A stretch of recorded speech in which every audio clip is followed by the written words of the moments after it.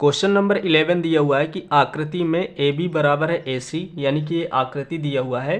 तो कह रहा है कि आकृति में ए बी बराबर ए सी वाले एक समद्विबाहु त्रिभुज ए बी सी की बढ़ाई गई भुजा सी बी पर स्थित ई एक बिंदु है।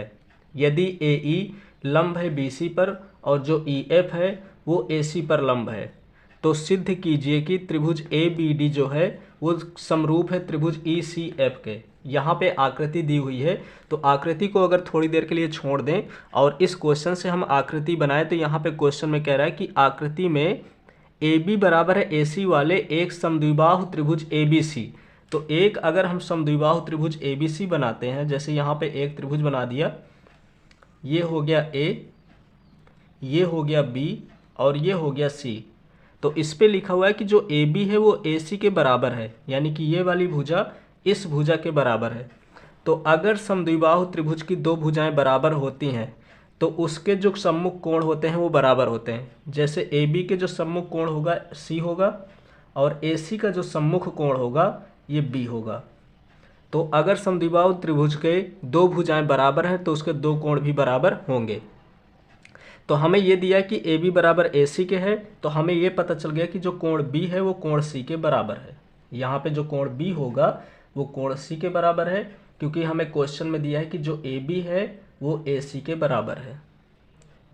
अब इसके बाद फिर इसके बाद कह रहा है कि भुजा सी बी, ये जैसे भुजा सी बी है पर स्थित ई एक बिंदु है। इस पे कह रहा है कि त्रिभुज ए बी सी की बढ़ाई गई भुजा सी बी, यानी कि जो सी बी एक भुजा है तो इसको बढ़ा दिया गया है इस प्रकार से, और इस बिंदु का नाम दे दिया गया है ई। यदि ए डी जो है बी सी पर लंब है, ये ए डी यहाँ से एक बनाएंगे और ये बी सी है, जो बी सी है वो ए डी पर लंब है, तो हमने यहाँ पे एक पॉइंट डी ले लिया। लंब का मतलब होता है कि 90 डिग्री अगर यहाँ पे है तो उतना ही 90 डिग्री यहाँ पे होगा। लंब हमेशा 90 डिग्री पर होता है, तो इधर भी 90 डिग्री होगा और इधर भी 90 डिग्री होगा। इधर कह रहा है जो ई एफ है वो ए सी पर लंब है, ए सी ये वाली भुजा है और ई यहाँ पर है, तो एक लंब हमने यहाँ से डाल दिया और इसका नाम दे दिया ई एफ। यहाँ पे लिखा है ई एफ जो है वो लंब है ए सी पर, लंब का मतलब कि 90 डिग्री ये होगा। तो इस प्रकार से ये फिगर दिया हुआ है। अब हम एक एक करके सॉल्व करना है। हमें ये सिद्ध करना है कि जो ए बी डी है, यानी कि ये ए है, ये बी है और ये डी है, कह रहा है ई सी एफ के समरूप है। ई सी और एफ के समरूप है, ये हमें प्रूव करना है। तो सबसे पहले हम यहाँ पे लिखेंगे कि दिया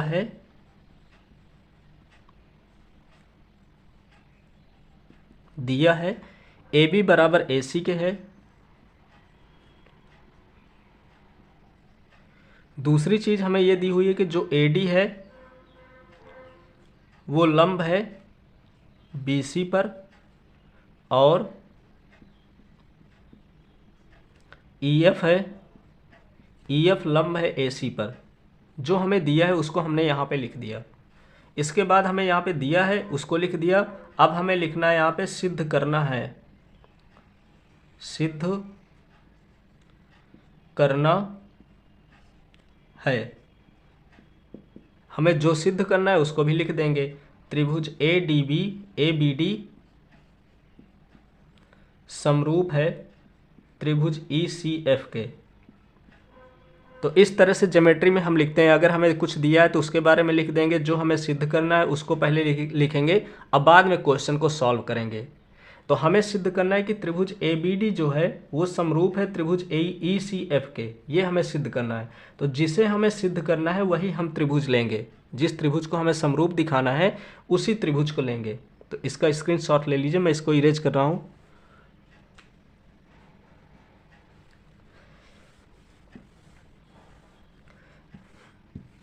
अब इसके बाद यहाँ से सॉल्व करेंगे कि त्रिभुज ए बी डी और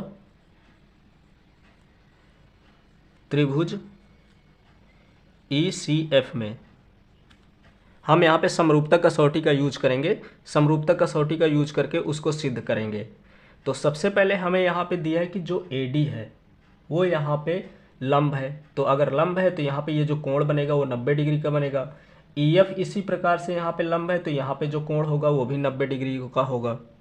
तो इसका मतलब ये हुआ कि त्रिभुज ABD में अगर देखेंगे तो कोण जो D है वो 90 डिग्री है, और त्रिभुज EFC में देखेंगे तो ये वाला जो कोण है वो 90 डिग्री है, यानी कि ये कोण और ये कोण बराबर है।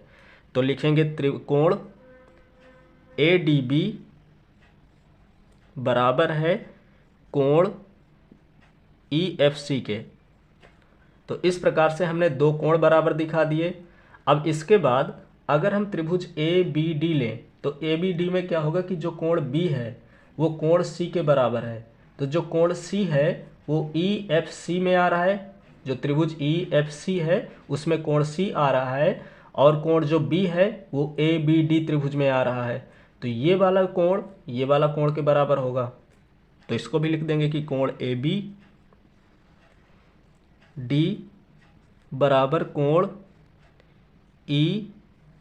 ECF, और यहाँ पे लिख देंगे सम्मुख भुजाओं के कोण,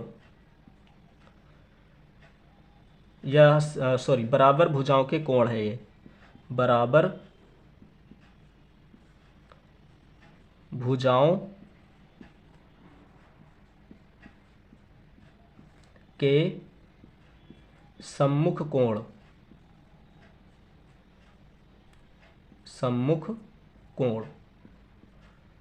तो इस प्रकार से हमने यहाँ पे दो कोण बराबर कर दिए। एक कोण ADB बराबर है EFC के, और दूसरा कोण है ABD बराबर है ECF के।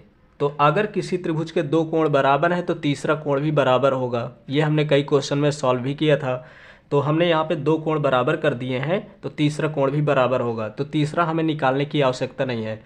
अब हम यहाँ पे लिख देंगे अतः कोण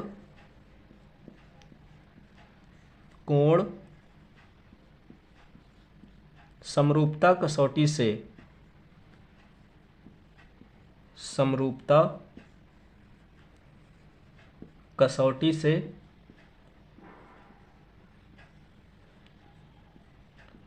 कोण समरूपता कसौटी से जो त्रिभुज ABD है वो समरूप हो जाएगा त्रिभुज ECF के। त्रिभुज ABD समरूप हो जाएगा त्रिभुज ECF के, और यही हमें प्रूव करना था। तो इस प्रकार से क्वेश्चन नंबर 11 यहाँ से कंप्लीट हो गया।